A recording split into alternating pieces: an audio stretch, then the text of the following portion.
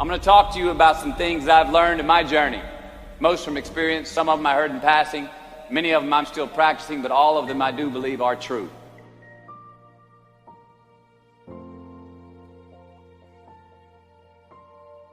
Life is not easy. It is not. Don't try to make it that way. Life's not fair. It never was. It isn't now, and it won't ever be. Do not fall into the trap, the entitlement trap, of feeling like you're a victim.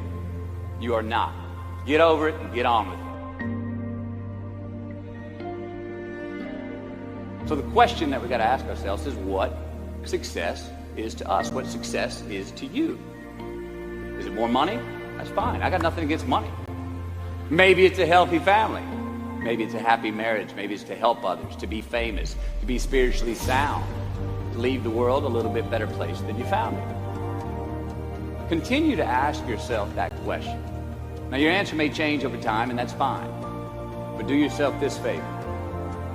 Whatever your answer is, don't choose anything that will jeopardize your soul. Prioritize who you are, who you want to be, and don't spend time with anything that antagonizes your character. Be brave, take the hill, but first answer that question, what's my hill? So first, we have to define success for ourselves. And then, we have to put in the work to maintain it. Take that daily tally. Tend our garden. Keep the things that are important to us in good shape. Where you are not is as important as where you are. It is just as important where we are not as it is where we are. Look, the first step that leads to our identity in life is usually not, I know who I am. I know who I am. That's not the first step. The first step's usually, I know who I am not. Process of elimination. Defining ourselves by what we are not is the first step that leads us to really knowing who we are. You know that group of friends that you hang out with that they really might not bring out the best in you? You know, they gossip too much, or they're kind of shady. They really aren't going to be there for you in a pinch. Or how about that bar that we keep going to that we always seem to have the worst hangover from?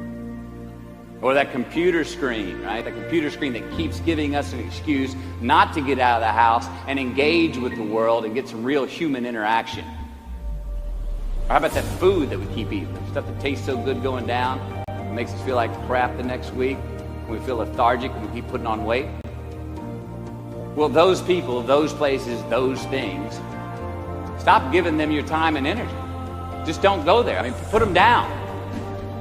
And when you do this, when you do put them down, when you quit going there, when you quit giving them your time, you inadvertently find yourself spending more time and in more places that are healthy for you, that bring you more joy. Why?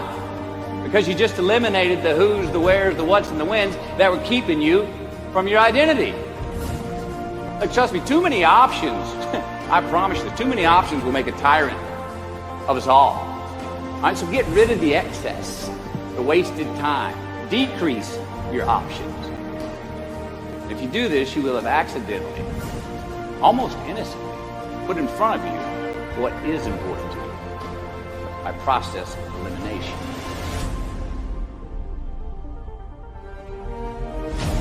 Knowing who we are is hard. It's hard. Give yourself a break. Eliminate who you are not first. You're going to find yourself where you need to be.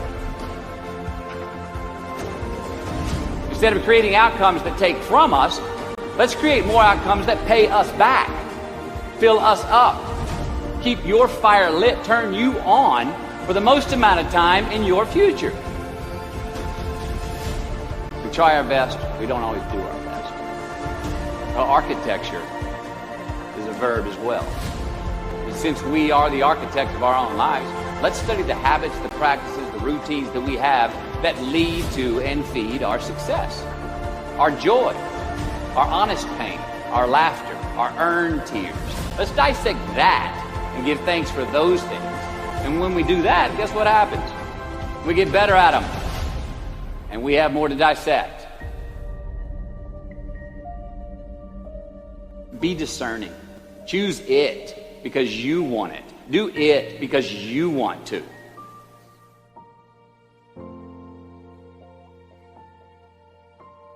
We're going to make mistakes. You got to own them.